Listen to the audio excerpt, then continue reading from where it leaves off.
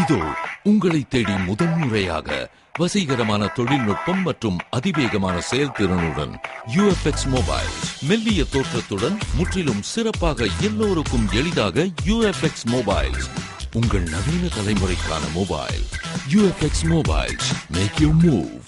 For the very first time coming your way is an irresistible combination of speed, style and technology. UFX Mobiles, exceptionally sleek, totally advanced, and now the phone that everyone can afford to touch. Your next generation mobile. UFX Mobiles, make your move.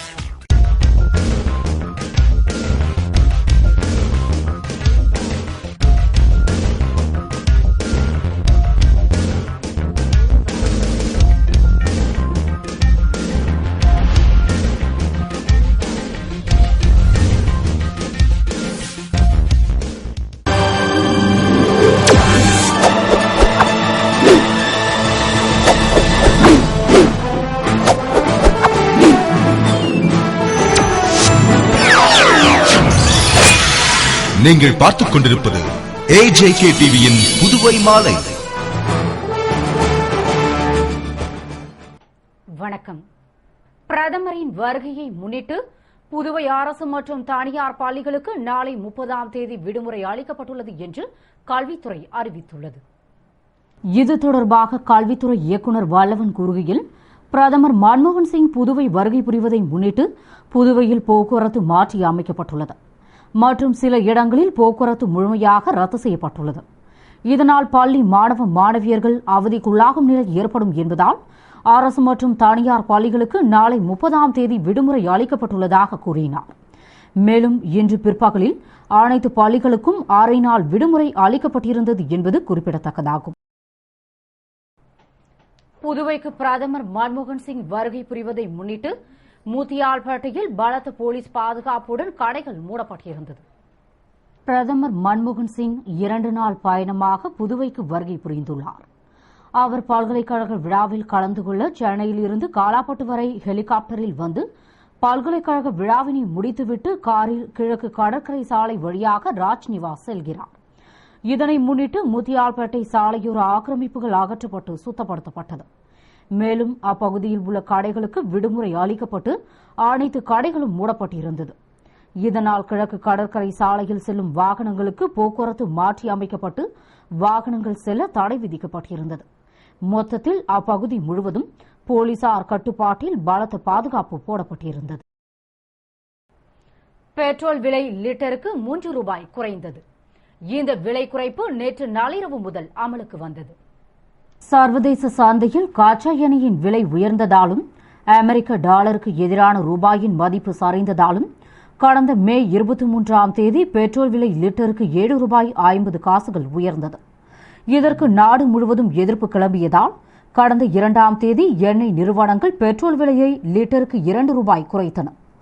இந்நிலையில் சர்வதேச சந்தையில் கச்சா எண்ணெயின் விலை தொடர்ந்து சரிந்து வந்ததால் மேலும் விலையை குறைக்க வேண்டும் என்று கோரிக்கைகள் வலுத்ததை அடுத்து எண்ணெய் நிறுவனங்கள் பெட்ரோல் விலையை லிட்டருக்கு 3 ரூபாய் 13 காசுகள் குறைத்தன.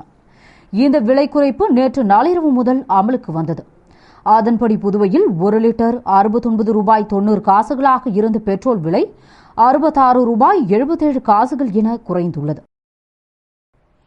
புதுவை பாகூர் தொகுதியில் சாலை மற்றும் கழிவுநீர் வாய்க்கால் அமைக்கும் பணியினை அமைச்சர் தியாகராஜன் துவக்கி வைத்தார். புதுவை பாகூர் தொகுதியில் கொம்யூன் பஞ்சாயத்து நிதியில் இருந்து குருவிநாத்தத்தில் சாலை அமைக்கவும் சோரியாங்குப்பத்தில் கழிவுநீர் வாய்க்கால் அமைக்கவும் 20 லட்சம் ரூபாய் மதிப்பீட்டில் திட்டமிடப்பட்டு அதற்கான பூமி பூஜை விழா நடைபெற்றது. விழாவில் சிறப்பு அழைப்பாளராக அமைச்சர் தியாகராஜன் கலந்து கொண்டு பணியினை பூமி பூஜையுடன் துவக்கி வைத்தார். நிகழ்ச்சியில் பாகூர் கொம்யூன் பஞ்சாயத்து ஆணையர் ரவீந்திரன், பொறியாளர்கள், ஊர் முக்கிய பிரமுகர்கள் மற்றும் பொதுமக்கள் கலந்து கொண்டனர். புதுவைக்கு வந்த பிரதமர் மன்மோகன் சிங் ஆளுநர் மாளிகையில் தங்குவதால் ஆளுநர் மாளிகையை சுற்றிலும் துப்பாக்கி ஏந்திய போலீசார் பாதுகாப்பு பணியில் ஈடுபடுத்தப்பட்டுள்ளனர். புதுவை பல்கலைக்கழக விழா மற்றும் ஜிப்மர் மருத்துவமனை விழாவில் பங்கேற்க புதுவை வந்துள்ள பிரதமர் மன்மோகன் சிங் ஆளுநர் மாளிகையில் தங்கி சிறிது ஓய்வெடுத்து பின்னர் அரசு சார்பில் நடைபெறும் இரவு விருந்தில் கலந்து கொண்டு அரசியல் தலைவர்கள் மற்றும் முக்கிய பிரமுகர்களை சந்தித்து பேசுகிறார். இதனால் பிரதமர் தங்கும் ஆளுநர் மாளிகையை சுற்றி பலத்த போலீஸ் பாதுகாப்பு போடப்பட்டுள்ளது. மேலும் துப்பாக்கி ஏந்திய மத்திய துணை ராணுவத்தினர் பலத்த பாதுகாப்பு பணியில் ஈடுபட்டுள்ளனர். இது மட்டுமின்றி ஆளுநர் மாளிகையை சுற்றி கண்காணிப்பு கேமரா பொருத்தப்பட்டு தீவிரமாக கண்காணிக்கப்பட்டு வருகிறது மற்றும் ஆளுநர் மாளிகையை சுற்றியுள்ள பகுதிகள் காவல் கட்டுப்பாட்டில் உள்ளது. 10ஆம் வகுப்பு பொதுத் தேர்வு தனித் தேர்வர்கள் அறிவியல் செய்முறை வகுப்பிற்கு விண்ணப்பிக்கலாம் என்று தொடக்க கல்வி துணை இயக்குநர் ரகுபாலன் தெரிவித்துள்ளார்.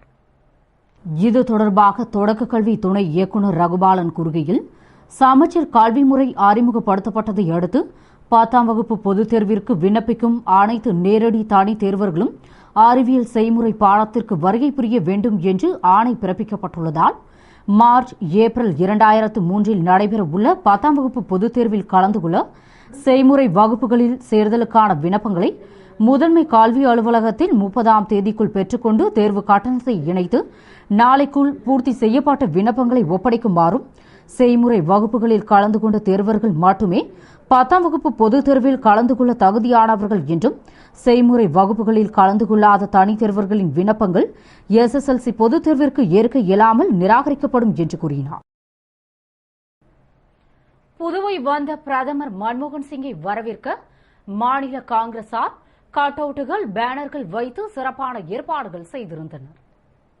புதுவைக்கு 2 நாள் பயணமாக வரும் பிரதமர் மன்மோகன் சிங்கை வரவேற்க மாநில காங்கிரசார் சிறப்பு ஏற்பாடுகள் செய்திருந்தனர்.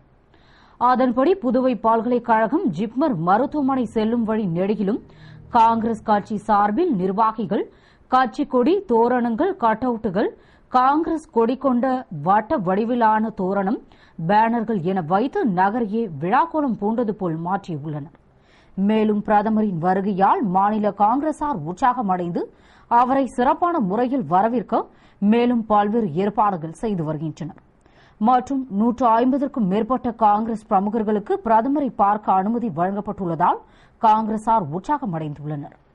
உற்சாகத்துடன் மன்மோகன் சிங், சோனியா காந்தி, ராகுல் காந்தி, குலாம் நபி ஆசாத் ஆகியோரின் பெரிய அளவிலான படங்களுடன் கட் அவுட்டுகள் வைத்துள்ளனர். மேலும் மன்மோகன் சிங் பிரதமராகி முதன்முறையாக புதுவை வருகிறார் என்பதில் உற்சாகமடைந்து தொண்டர்களுடன் அமோக வரவேற்பு அளிக்க நிர்வாகிகள் ஏற்பாடு செய்திருந்தனர். புதுவை பாண்டசோழநல்லூர் அருள்மிகு முத்துமாரியம்மன் ஆலய கும்பாபிஷேக விழாவில் அமைச்சர்கள் பங்கேற்று சாமி தரிசனம் செய்தனர். புதுவை நெட்டப்பாக்கம் கொம்யூன் பாண்டசோழநல்லூர் காலனியில் கோவில் கொண்டு பக்தர்களின் இன்னல்களை நீக்கி அருள் பாலித்துக் கொண்டிருக்கும் அருள்மிகு முத்துமாரியம்மன், கங்கையம்மன், ஐயனாரப்பன் ஆலய ஜீர்ணோத்தாரண அஷ்டபந்தன மகா கும்பாபிஷேகம் சிறப்பாக நடைபெற்றது. இதனை முன்னிட்டு விக்னேஸ்வர பூஜை, கணபதி ஹோமம், யாகசாலை பூஜை, கடம்புறப்பாடு, ஜபம் போன்ற வழிபாடுகளும் தொடர்ந்து விமான கும்பாபிஷேகம், மூலவர் கும்பாபிஷேகம், மகா அபிஷேகம் மற்றும் ஆராதனைகள் நடைபெற்றது. பின்னர் விழாவில் பங்கேற்றவர்களுக்கு பிரசாதம் வழங்கப்பட்டது. விழாவில் அமைச்சர்கள் ராஜவேலு, தியாகராஜன், பன்னீர்செல்வம், பாட்கோ தலைவர் பிரசாந்த் குமார் மற்றும் கதிர்காமம் வட்டார காங்கிரஸ் தலைவர் AKD ஆறுமுகம் திரளான பக்த கோடிகள் பங்கேற்று சாமி தரிசனம் செய்தனர். விழாவிற்கான ஏற்பாடுகளை ஆரங்காவல் மற்றும் பாண்டசோழநல்லூர் கிராமவாசிகள் செய்திருந்தனர். புதுவை விவேகானந்தா நகர் வலம்புரி செல்வ விநாயகர் ஆலய 1ஆம் ஆண்டு கும்பாபிஷேக நிறைவு விழாவினை முன்னிட்டு 1008 சங்கு பூஜை நடைபெற்றது.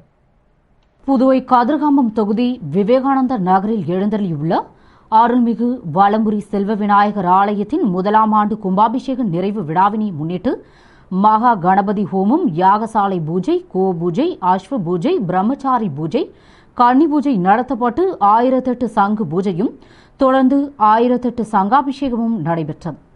பின்னர் சிறப்பு அலங்காரத்தில் செல்வ விநாயகர், விசாலாட்சி சமேத விஸ்வநாதன், வள்ளி தேவசேனா சமேத சிவசுப்பிரமணியர், நவகிரகம், காலபைரவர், வீரபத்ர ஆஞ்சநேயர் போன்ற சுவாமிகளுக்கு மகா தீபாராதனை நடைபெற்றது. விழாவில் பக்த கொடிகள் திரளாக கலந்து கொண்டு சாமி தரிசனம் செய்து இறையருளை பெற்றனர். பங்கேற்ற அனைவருக்கும் பிரசாதம் வழங்கப்பட்டது. விழாவிற்கான ஏற்பாடுகளை ஆலய நிர்வாகத்தினர் மற்றும் ஊர் பொதுமக்கள் செய்திருந்தனர். புதுவை முதலியார்பேட்டை ஸ்ரீ வன்னிய பெருமாள் கோவிலில் சுதர்சன ஜெயந்தி விழா சிறப்பாக நடைபெற்றது.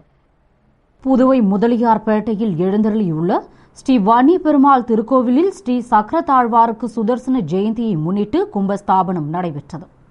விழாவிற்காக ஸ்ரீ சக்கரத்தாழ்வாருக்கு சிறப்பு திருமஞ்சனம், அலங்காரம், ஆராதனை செய்யப்பட்டு சகஸ்ரநாம அர்ச்சனை நடைபெற்றது. பின்னர் சுதர்சன ஹோமமும் தீபார்த்தனையும் பூர்ணாகத்தியும் நடைபெற்றது. விழாவில் திரளான பக்தர்கள் பங்கேற்று வழிபட்டு சக்கரத்தாழ்வாரின் அனுகிரகத்தை பெற்றனர். விழாவிற்கான ஏற்பாடுகளை அறங்காவல் மற்றும் விழாக்குழுவினர் செய்திருந்தனர். இத்துடன் செய்திகள் நிறைவடைகின்றன. வணக்கம்.